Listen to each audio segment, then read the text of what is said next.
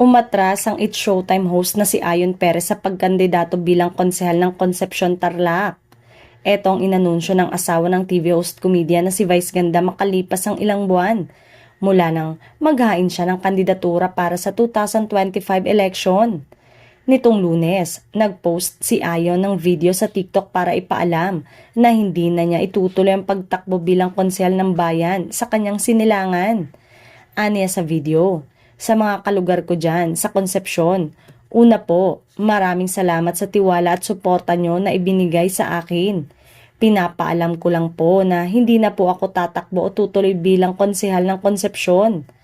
Ang pag-atras daw ni Ayon sa 2025 election ay hindi nangangahulugang kakalimutan na niya ang pagpasok sa mundo ng serbisyo publiko sa mga susunod pang eleksyon. Nais lang daw niya ngayong maghanda upang maging karapat-dapat sa posisyong kanyang tatakbuhan. Kalakip ng kanyang paliwanag ang paghingi ng paumanhin sa lahat ng mga kababayan niyang umasa sa kanyang pagtakbo. Saad niya, gusto ko po munang ihanda ang sarili ko para hindi mapahiya sa inyo at mapaglingkuran ko kayo ng tama. Muli po, maraming salamat sa inyong tiwala, paumanhin po.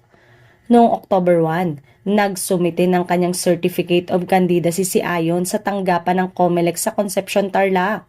Ngunit bago ito, nanumpa muna si Ayon Perez bilang bagong miyembro ng National People's Coalition sa munisipyo ng kanyang bayan. Bago nga ito, samot-sari ng intrigang ibinabato sa TV host maging sa partner nito na si Vice Ganda.